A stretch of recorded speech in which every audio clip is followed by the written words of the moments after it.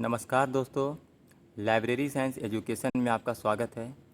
दोस्तों आज हम लोग BLIS 224 ICT फंडामेंटल्स, इसमें जितने भी इम्पॉर्टेंट क्वेश्चन हैं एक एक करके हम लोग क्वेश्चन की जानकारी लेंगे। और दोस्तों इस वीडियो को आप कंप्लीट देखें, क्योंकि ये जो BLIS 224 का पेपर ये काफ़ी स्कोरिंग और काफ़ी अच्छा पेपर है। अगर इसमें आपको बेसिक नॉलेज अगर है तो आप काफ़ी अच्छे नंबर ला सकते हैं। ठीक है, तो आज इस वीडियो में हम लोग जानेंगे कि इसके अलावे जो आज क्लास हो रहा है इसके अलावे आप लोगों को और क्या पढ़नी है और किस प्रकार से आप एग्ज़ाम दें कि आपके काफ़ी अच्छे नंबर आ सकते हैं। ठीक है, देखिए इतने जो ब्लॉक हैं ये आप अपने गाइड बुक में देख सकते हैं, जो इग्नू के द्वारा गाइड बुक प्रोवाइड की गई है। तो जितने भी मैं क्वेश्चन यहाँ पे लिया हूँ सारा क्वेश्चन अकॉर्डिंग टू सिलेबस है। ठीक है, देखिए इसमें सबसे पहले आपको क्या पढ़ाई करनी है।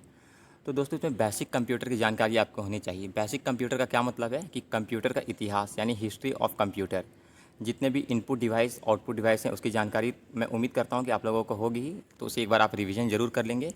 और जितने भी इम्पॉर्टेंट फुल फॉर्म है दोस्तों, जितने भी इम्पॉर्टेंट फुल फॉर्म है मैं इस वीडियो में कवर किया हूँ, लेकिन दोस्तों उसके अलावा भी काफ़ी ऐसे फुल फॉर्म है जो आपको पढ़ाई करनी है। तो इस वीडियो को अपलोड करने के 1 घंटे के बाद मैं एक 5 या 6 पेज का PDF टेलीग्राम चैनल में सेंड कर दूंगा। ठीक है, जिसमें लगभग 40 या 50 फुल फॉर्म है और जितने भी बेसिक कंप्यूटर हैं तो उनकी जानकारी दी गई है, और जितने भी नेटवर्क रिलेटेड इन्फॉर्मेशन है वो भी दिए गए हैं। ठीक है, तो मैं इस वीडियो को अपलोड करने के 1 घंटे के बाद टेलीग्राम चैनल में सेंड कर दूँगा। ठीक है, तो चलिए ज़्यादा समय को बर्बाद ना करते हुए हम लोग देखते हैं BLIS 224। और दोस्तों मैं उम्मीद करता हूँ कि आपकी तैयारी काफ़ी अच्छी चल रही होगी, क्योंकि एग्ज़ाम में अब ज़्यादा समय नहीं रह गया है। तो अभी अपने समय का सदुपयोग करें और जो भी आपके पास टाइम बचे हुए हैं उसमें मन लगाकर आप पढ़ाई करें। और दोस्तों पढ़ाई के साथ काफ़ी इंपॉर्टेंट है रिवीजन करना, तो आप रिवीजन को भी कंपलसरी समझें, रिवीजन भी कंटिन्यू करते रहें जो वीडियो में बताई जाती है। इसके अलावे भी आप अपने बुक से पढ़ाई करें, चाहे आप किसी भी वीडियो से पढ़ाई करें, आप रिवीजन पर खास ध्यान देंगे। ठीक है, क्योंकि जो रिवीजन है वही आपका मेन स्कोरिंग पॉइंट बनेगा। ठीक है, और दोस्तों अगर वीडियो पसंद आता है तो आप लाइक ज़रूर कर दें, अधिक से अधिक उन लोगों तक शेयर कर दें जो BLIS के एग्ज़ाम देने वाले हैं या फिर जो जनवरी सेशन के कैंडिडेट हैं, क्योंकि उनके लिए भी मैं क्लास बहुत जल्द लाने वाला हूं जब BLIS जुलाई सेशन के कैंडिडेट का एग्ज़ाम समाप्त हो जाएगा। तो चलिए दोस्तों स्टार्ट करते हैं BLIS 224। देखिए दोस्तों, सूचना एवं संचार प्रौद्योगिकी के मूल तत्व, ठीक है, यानी इंफॉर्मेशन एंड कम्युनिकेशन टेक्नोलॉजी, जिसे शॉर्ट में ICT कहते हैं। तो यहाँ से भी एक ध्यान देंगे, एक फुल फॉर्म पूछा जा सकता है कि ICT का फुल फॉर्म क्या है, जो कि आपके सिलेबस में दिया हुआ है। ठीक है, अब चलिए सबसे पहला क्वेश्चन देख लेते हैं। VDU इसका फुल फॉर्म क्या होता है। तो विजुअल डिस्प्ले यूनिट, काफ़ी कॉमन और काफ़ी इजी क्वेश्चन है, आपको इसकी जानकारी पहले से ही होगी। ठीक है, मैं उम्मीद करता हूँ।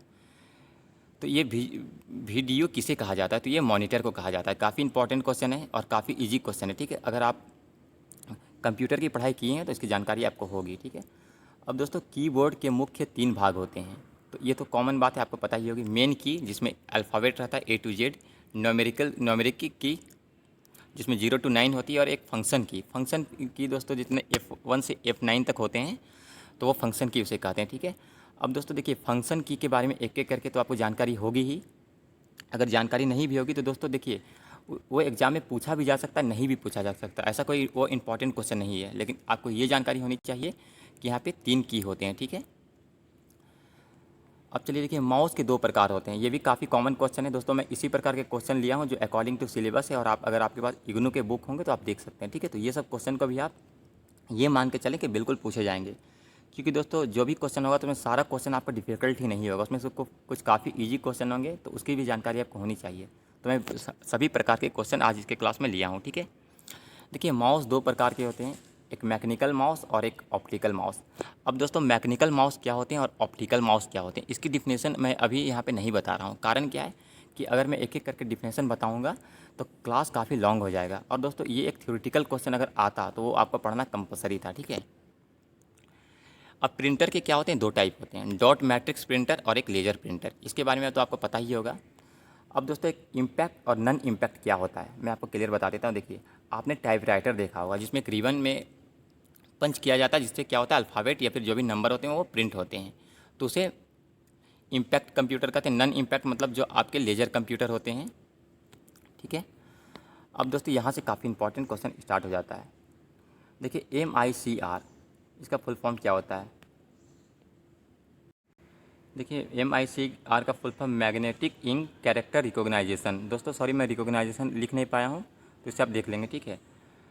5th नंबर में OMR का फुल फॉर्म क्या होता है। दोस्तों ये काफ़ी कॉमन क्वेश्चन है, और OMR के बारे में लोग कैसे भूल सकते हैं, क्योंकि हम लोग का जो एग्ज़ाम होने वाला है, जितने भी BLIS कैंडिडेट का एग्ज़ाम होगा, तो OMR बेस एग्ज़ाम होने वाला है, ठीक है। तो ये काफ़ी कॉमन क्वेश्चन है, और इसकी जानकारी मैं उम्मीद करता हूँ आप सभी को होगी। देखिए मैं OMR का फुल फॉर्म बता देता हूँ। ऑप्टिकल मार्क इसे ऑप्टिकल मार्क रीडर कहते हैं, लेकिन कभी कभी रिकॉग्नाइजेशन भी होता है, लेकिन आपको कन्फ्यूजन नहीं होना है। एग्जाम में अगर ऑप्शन रहा ऑप्टिकल मार्क रीडर, तो आप रीडर ही टिक करेंगे, ठीक है। OCR का फुल फॉर्म क्या होता है। ऑप्टिकल कैरेक्टर रिकॉग्नाइजेशन, ठीक है। यहाँ से जितने भी और इसके अलावा भी मैं बहुत सारे फुल फॉर्म आपको आज टेलीग्राम चैनल में सेंड कर दूंगा, ठीक है। अब दोस्तों यहाँ से देखिए काफ़ी इंपॉर्टेंट क्वेश्चन स्टार्ट होते हैं। देखिए क्वेश्चन नंबर 5 में MICR का उपयोग प्रायः बैंकों में होता है। इसके द्वारा बैंकों में चेकबुक पर छपी संख्या को पढ़ा जाता है। इंग्लिश वाली कैंडिडेट देखेंगे MICR use to basically bank by which the number printed on the chequebook is read in the banks, ठीक है।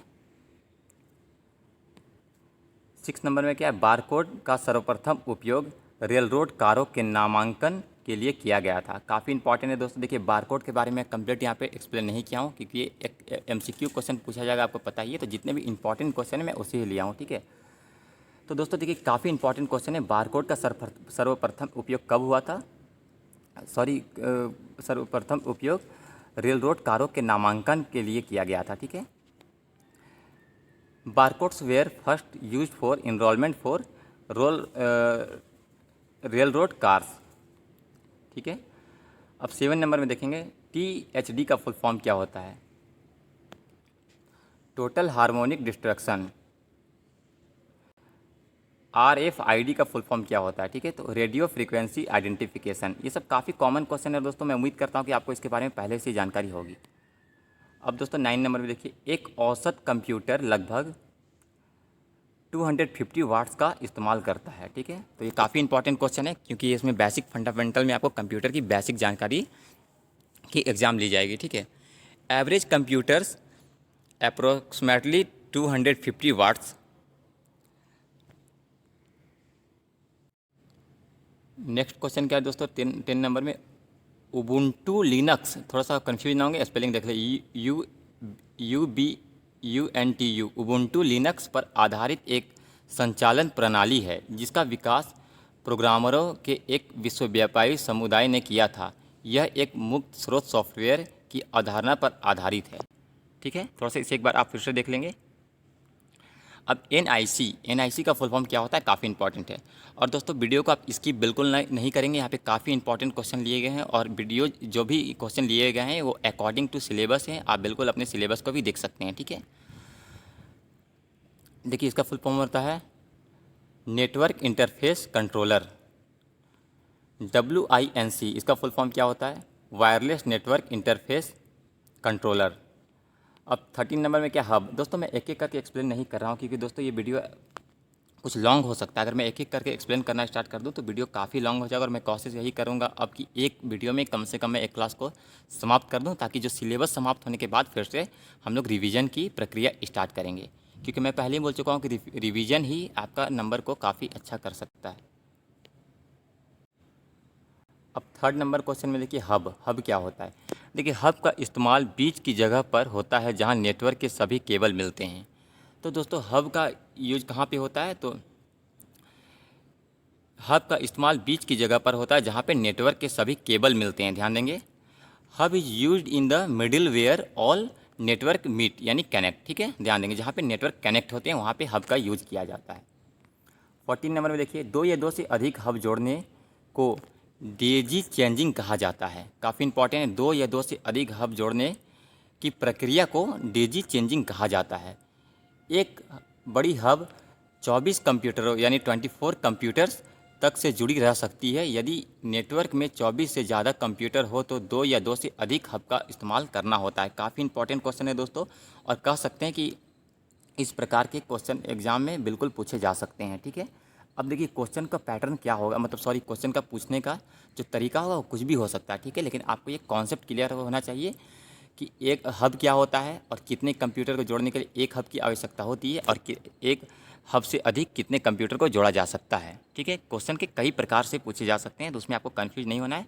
मैं शुरू से ही कहता हूँ दोस्तों कि किसी भी पीडीएफ अगर आप पढ़ाई करते हैं तो एज इट इज़ क्वेश्चन पूछने की संभावनाएं बिल्कुल नहीं होती है, क्योंकि दोस्तों आपको पता ही है कि एज इट इज़ क्वेश्चन कोई भी नहीं बता सकते हैं, ठीक है, लेकिन आपको कॉन्सेप्ट जानना चाहिए। अगर कॉन्सेप्ट अगर आपको पता हो तो आप किसी भी प्रकार के प्रश्न में नहीं फंसेंगे, बिल्कुल।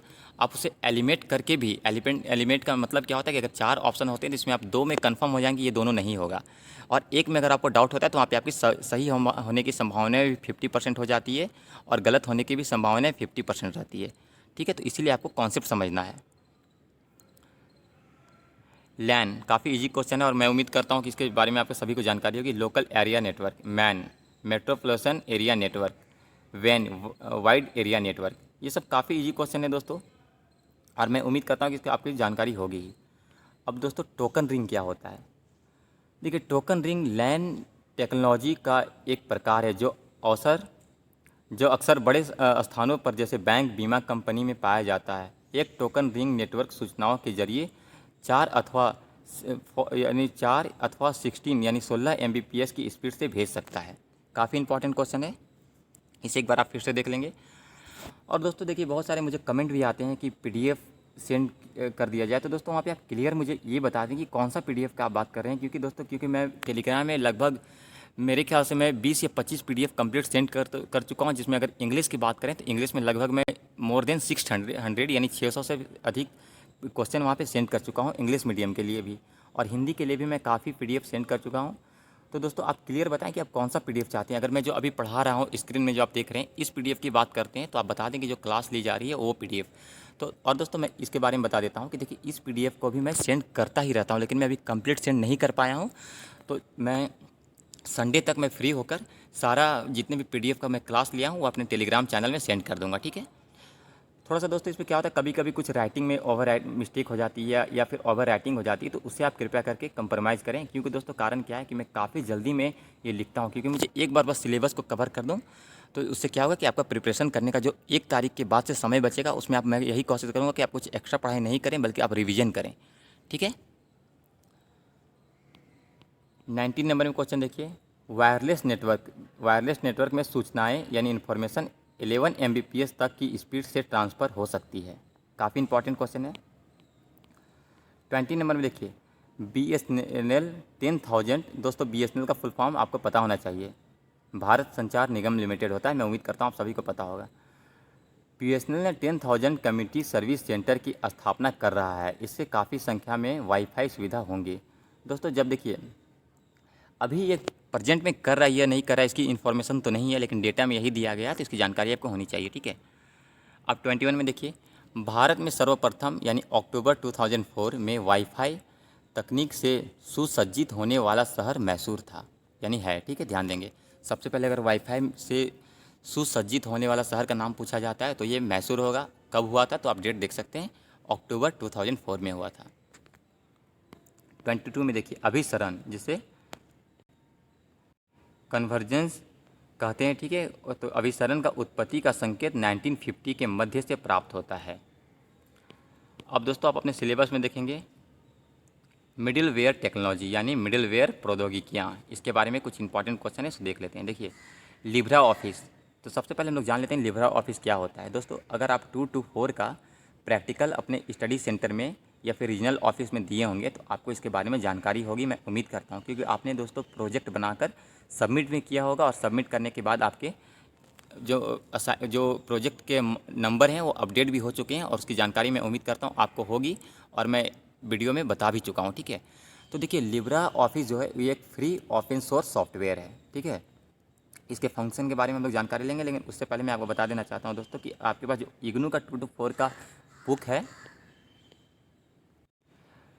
उस बुक में आप एक बार लिब्रा जो सॉफ्टवेयर है उसे कैसे इंस्टॉल करते हैं उसके टोटल फंक्शन के बारे में आपको जानकारी होनी चाहिए। एक प्रैक्टिकल रिलेटेड क्वेश्चन है, ठीक है, तो उसे एक बार आप पढ़ाई कर लेंगे। मैं ये नहीं बोल रहा हूँ कि आप ज़्यादा समय 2 to 4 में ही स्पेंड करें, ऐसा बिल्कुल नहीं करना है, लेकिन आपको एक बार ज़रूर देखना है क्योंकि इससे काफ़ी अच्छे क्वेश्चन पूछे जाएंगे। और दोस्तों ये काफ़ी स्कोरिंग पेपर कह सकते हैं 2 to 4 को और 2 to 9 को, ठीक है। अब चलिए फंक्शन के बारे में देख लेते हैं कि लिब्रा ऑफिस में क्या क्या फंक्शन होता है। पहला तो फर्स्ट में राइटर होता है, आप अपने बुक में देखेंगे। सेकंड में कैल्स होता है, इम्प्रेस होते हैं, ड्रॉ होते हैं, बेस होते हैं, मैथ होते हैं, ठीक है।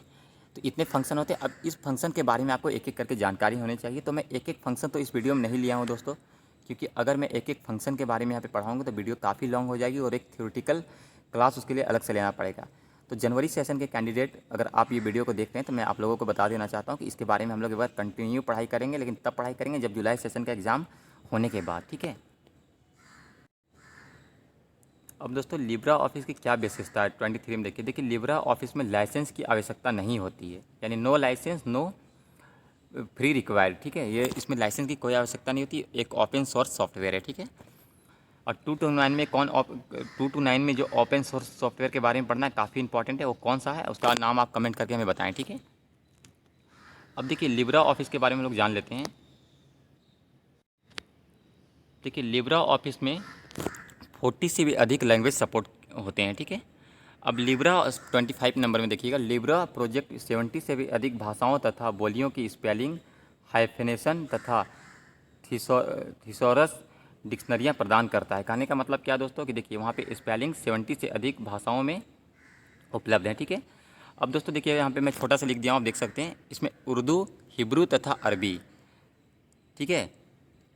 तो ये सब भाषा में भी वहाँ पे यूज़ कर सकते हैं, अगर ऑप्शन में आती है तो बिल्कुल आप बनाएंगे, ठीक है। 26 में देखिए लिब्रा ऑफिस में ब्लॉक सेक्शन मूड बदलने चेंज करने के लिए Ctrl+F8 का यूज़ करते हैं। काफ़ी इंपॉर्टेंट क्वेश्चन है दोस्तों, ध्यान देंगे और इसे आप बिल्कुल याद कर लें, ठीक है। कि लिब्रा ऑफिस में ब्लॉक सेक्शन मोड बदलने के लिए कौन सा शॉर्टकट की का यूज़ किया जाता है। ऐसे क्वेश्चन बिल्कुल पूछे जा सकते हैं क्योंकि ये आपके अकॉर्डिंग टू सिलेबस है और काफ़ी इंपॉर्टेंट का क्वेश्चन कह सकते हैं। तो CTRL यानी Ctrl+F8 बटन का यूज़ करते हैं, ठीक है। 27 में देखिए पेज में मार्जिन दोस्तों आपको पता ही होगा क्या होता है। मार्जिन ऊपर दर्शाया हुआ हिस्सा हेडर कहलाता है, ठीक है। जो मार्जिन के ऊपर का हिस्सा होता है उसे हेडर कहते हैं और नीचे का हिस्सा को फुटर कहते हैं। काफ़ी इजी क्वेश्चन है और काफ़ी कॉमन क्वेश्चन है। 28 में देखिए डॉक्यूमेंट को दूसरे भाषा में लिंक करने के लिए राइटर 2 विधियाँ यानी रूल प्रदान करती है। कौन कौन सी 2 विधि है? हाइपर लिंक्स और क्रॉस रेफरेंस, ठीक है। मैं इंग्लिश में भी लिख दिया हूँ। 29 में देखिए DLP इसका फुल फॉर्म क्या होता है? तो डिजिटल लाइट प्रोजेक्टर। दोस्तों प्रोजेक्टर के बारे में तो आपको पता ही होगा, ठीक है। MIDI का फुल फॉर्म क्या होता है? म्यूजिकल इंस्ट्रूमेंट डिजिटल इंटरफेस, ठीक है। स्टोरी बोर्ड क्या होता है? देखिए स्टोरी बोर्ड मल्टीमीडिया प्रोडक्शन के स्क्रीन बाय स्क्रीन प्रस्तुति का लेआउट होता है। अब दोस्तों देखिए मैं कुछ इंपॉर्टेंट लिख दिया हूँ, तो आपको ये ध्यान देना है कि GIF, ठीक है। GIF के बारे में हम लोग अभी आगे तुरंत चर्चा करेंगे, लेकिन मैं बता देना चाहता हूँ कि देखिए इसके बारे में आपको इंडिविजुअल पढ़ाई कर लेनी है। दूसरी बात फंक्शन ऑफ लिब्रा ऑफिस, ये फंक्शन ऑफ लिब्रा ऑफिस काफ़ी इंपॉर्टेंट क्वेश्चन है दोस्तों, और जो मैं बोल रहा हूँ उस बात को आप कृपया करके मैं आप लोगों से रिक्वेस्ट करना चाहता हूँ कि आप इसे पढ़ाई करके ही जाएंगे। फंक्शन ऑफ लिब्रा ऑफिस अगर आपके पास इग्नू के बुक उपलब्ध नहीं है तो आप हमें कमेंट करके बताएं, मैं 2 to 4 का बुक को टेलीग्राम चैनल में सेंड कर दूंगा।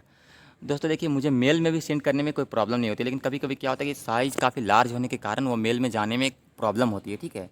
लेकिन फिर भी अगर आपके पास आप टेलीग्राम यूज नहीं कर रहे हैं तो आप हमें कमेंट करके बताएंगे, ठीक है। तो यहाँ से लिब्रा जितने भी लिब्रा ऑफिस है उसका आप एक बार पढ़ाई ज़रूर कर लेंगे, ठीक है। अब दोस्तों आधारभूत नेटवर्क यानी नेटवर्क फंडामेंटल, ये काफ़ी इंपॉर्टेंट यहाँ से क्वेश्चन पूछे जाएंगे। और आज मैं जो आपको PDF सेंड करूँगा अभी से लगभग 1 घंटा के बाद यानी 1 आवर के बाद में, तो उसमें आप देखेंगे कि जितने भी इंपॉर्टेंट साइबर लॉ के बारे में है, जितने भी नेटवर्क रिलेटेड इंपॉर्टेंट टॉपिक हैं वो सब मैं सेंड कर दूँगा, ठीक है। और जितने भी फुल फॉर्म है तो उससे आप एक बार ज़रूर पढ़ाई कर लेंगे। अब दोस्तों PDN इसका फुल फॉर्म क्या होता है? पॉकेट डेटा नेटवर्क, ठीक है। और दोस्तों देखिए साइड में टोपोलॉजी लिखा हुआ है, तो टोपोलॉजी मैं इसलिए लिखा हूँ क्योंकि मैं बता देना चाहता हूँ दोस्तों कि देखिए टोपोलॉजी काफ़ी इंपॉर्टेंट यहाँ से क्वेश्चन बनते हैं और इसकी जानकारी आपको होनी चाहिए कि कितने प्रकार के टोपोलॉजी होते हैं। हो सकता है एग्जाम में दोस्तों अगर जैसे मान लीजिए मेश टोपोलॉजी की मैं बात करूँ तो ऐसा हो सकता है कि मेश टोपोलॉजी की जो फंक्शन है उसका इमेज दिया हो रहेगा और ये भी बोला जा सकता है कि ये कौन सा टोपोलॉजी है। तो उसकी अगर जानकारी आपको होगी तो आप बिल्कुल आसानी से किसी भी प्रकार के क्वेश्चन पूछे जाएँ आपको कोई फ़र्क नहीं पड़ेगी, बिल्कुल आसानी से आप बना सकते हैं। ठीक है,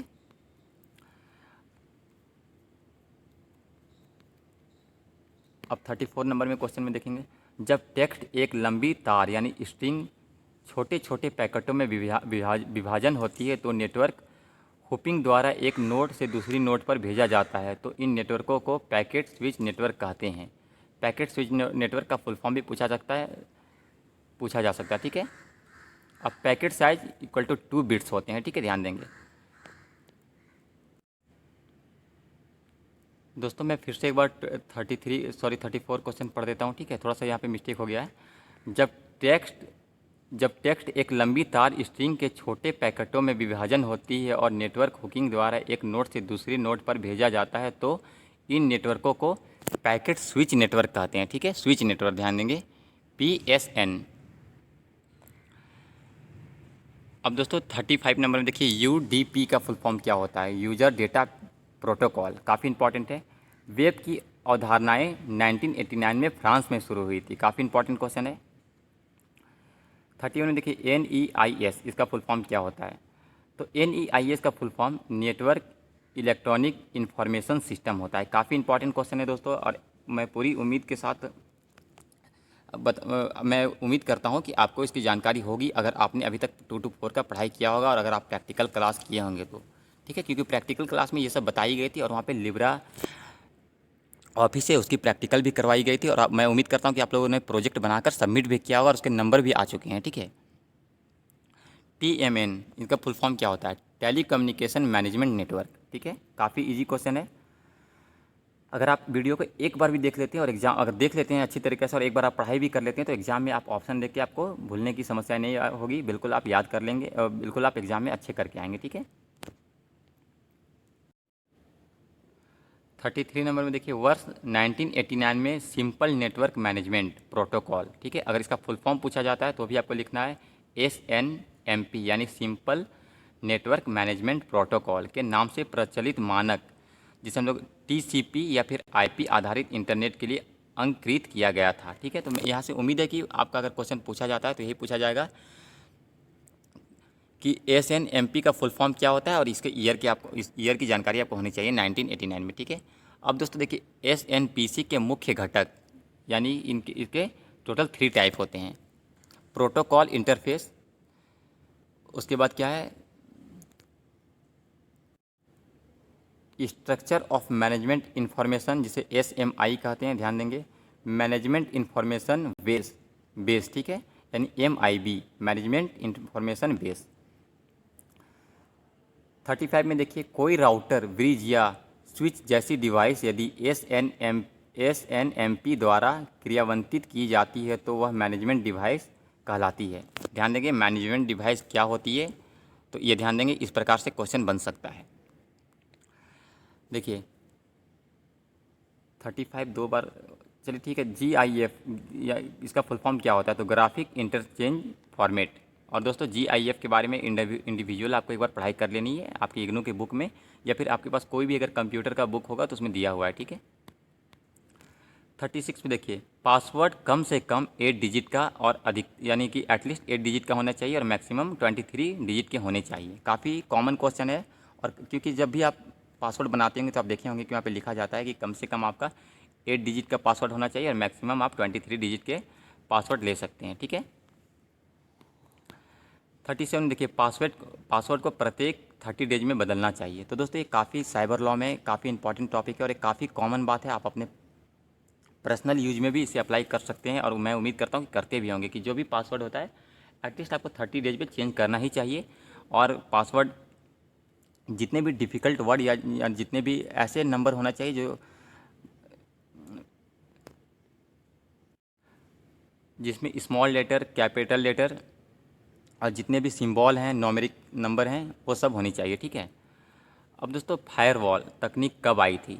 तो ये 1980 में आई थी। देखिए फायरवॉल का यूज़ क्या होता है, तो इसमें मैं अभी कंप्लीट वीडियो तो मैं नहीं बनाया हूँ, लेकिन मैं आज आपको हो सकता है PDF सेंड कर दूँ और अगर आपके पास कोई भी कंप्यूटर रिलेटेड बुक होगा तो उसे आप पढ़ सकते हैं। ऐसा नहीं है कि इग्नू की बुक में ही ये दिया हुआ है, बल्कि आपके कोई भी कंप्यूटर के बुक अगर आपके पास हैं तो उसमें दिए हैं। ठीक है, फायरवॉल के बारे में आपको एक बार आपको पढ़ाई कर लेनी है बस।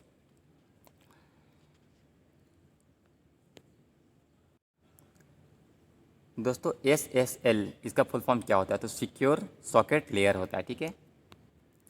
TSL transport layer. दोस्तों यहाँ पे सिक्योरिटी छूट गया तो थोड़ा सा उसे आप लिख लेंगे, ट्रांसपोर्ट लेयर सिक्योरिटी होता है, ठीक है। अब SET का फुल फॉर्म क्या होता है? Secure electronic transaction. 42 में देखिए, मेलिशियस कंप्यूटर प्रोग्राम वह प्रोग्राम होता है जो कंप्यूटर की सामान्य कार्यप्रणाली को क्षति पहुंचाता है, ठीक है। अब दोस्तों देखिए, इंटरनेट उपकरण एवं सेवाएं आप देखेंगे अपने सिलेबस में तो वहाँ पे दिया हुआ है इंटरनेट टूल एंड सर्विस। देखिए, email is a service of internet. जैसा कि आपको पता है कि ईमेल क्या होता है। ईमेल का फुल फॉर्म ये बहुत कॉमन है, इसलिए मैं क्वेश्चन को नहीं लिया हूँ, मैं बता देता हूँ आपको। इलेक्ट्रॉनिक मेल होता है, ठीक है। तो ईमेल क्या है? ईमेल एक प्रकार का सर्विस है, इंटरनेट का एक सर्विस है, ठीक है। अब देखिए, ईमेल आप सेंड किए होंगे तो ये काफ़ी क्वेश्चन है, इसमें टू लिखते हैं। टू क्यों लिखा जाता है? प्राइमरी रिसीवर एड्रेस वहाँ पे होता है, ठीक है। जो प्राइमरी रिसीवर होते हैं उनका ईमेल एड्रेस होता है। उसमें CC भी आप देखेंगे कि लिखा होता है, ठीक है। तो CC में क्या होता है? सेकेंडरी रिसीवर, तो उनका मेल एड्रेस लिखते हैं। और BCC का फुल फॉर्म क्या होता है? रिसीवर किसी अन्य प्राप्तकर्ता या प्राथमिक और द्वितीयक रिसीवर को कि इस अन्य प्राप्तकर्ता के ईमेल का एड्रेस की जानकारी नहीं देता है। कहने का मतलब क्या है, इसे थोड़ा सा आप समझेंगे। मान लीजिए कि आप किसी 2 कैंडिडेट को मेल कर रहे हैं, सपोज 3 को कर रहे हैं, ठीक है। तो आप अगर मेल किए और उसमें अगर आप BCC टाइप किए तो उसमें क्या होगा कि आपका मेल तो चला जाएगा तीनों के पास, ठीक है। लेकिन वो जो 2 लोगों का आप और भेजें उनका मेल शेयर नहीं होता है, ठीक है। तो मैं उम्मीद करता हूँ ये कॉन्सेप्ट आपको समझ में आया होगा, और मैं उम्मीद करता हूँ कि इसकी जानकारी आपको पहले से ही होगी, क्योंकि आपने कई मेल किया होंगे तो वहाँ पे आपको ऐसे देखने को मिला होगा, ठीक है। अब दोस्तों 44 में देखिए, प्रोटोकॉल पहले क्या होता है? इंटरनेट सूचनाओं एवं आंकड़ों का आदान प्रदान के लिए पूर्व परिभाषित नियम, प्रतिक्रियाएं एवं संधियां हैं, इन्हें प्रोटोकॉल कहा जाता है। तो थोड़ा सा प्रोटोकॉल का डिफिनेशन आप बुक में देख लेंगे तो वहाँ पे काफ़ी अच्छी तरीके से एक्सप्लेन की गई है दोस्तों, और मैं जितना शॉर्ट में कोशिश किया हूँ कि इसे यहाँ पे बता दूँ, ठीक है।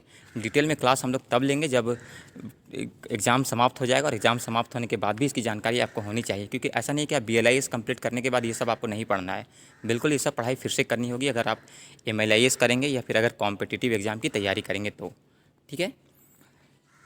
44 में देखिए, TCP का फुल फॉर्म क्या होता है? तो ट्रांसमिशन कंट्रोल प्रोटोकॉल, ठीक है। अगर कुछ स्पेलिंग मिस्टेक हुआ होगा दोस्तों तो आप उसे कृपया करके ठीक कर लेंगे, क्योंकि दोस्तों काफ़ी फास्ट में ये लिखा गया है।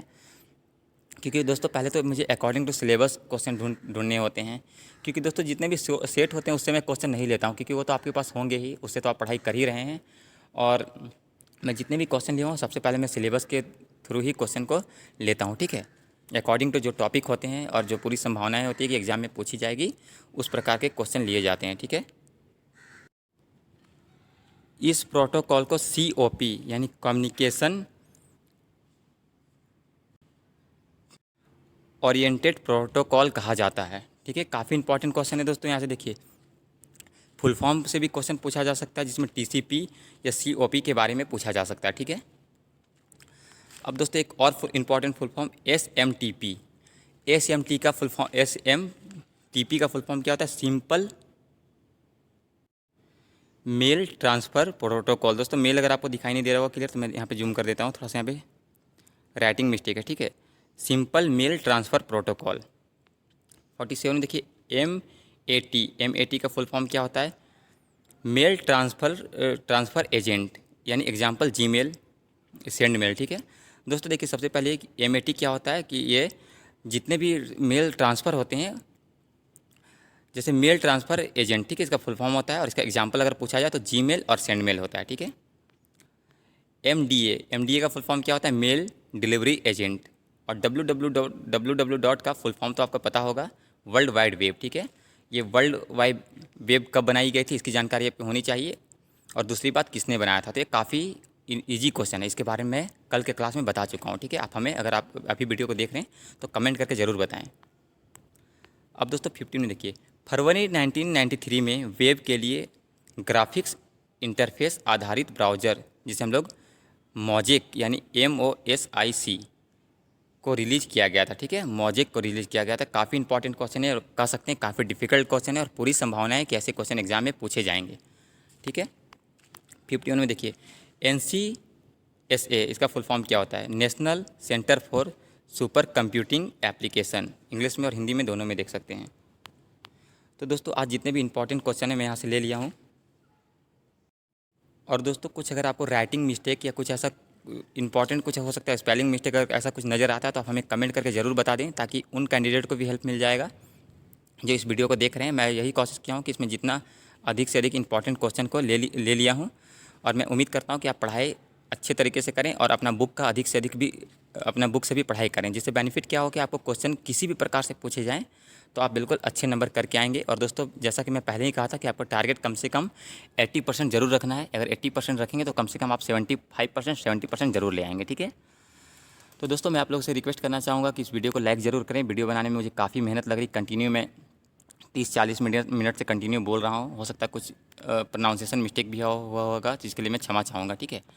तो वीडियो को लाइक ज़रूर कर दें दोस्तों, और अधिक से अधिक उन लोगों तक शेयर ज़रूर कर दें जो BLIS के एग्ज़ाम देने वाले हैं या फिर लाइब्रेरियन में एडमिशन लिए हैं, ठीक है। क्योंकि नेक्स्ट टाइम से जुलाई सेशन के कैंडिडेट के एग्ज़ाम के बाद मैं जनवरी सेशन के कैंडिडेट के लिए क्लास फिर से लेके आऊँगा, जो कि एक थ्योरेटिकल बेस होगी, क्योंकि अभी तक इग्नू के द्वारा ये क्लियर नहीं किया गया है कि जनवरी सेशन के कैंडिडेट के एग्ज़ाम का पैटर्न क्या होगा।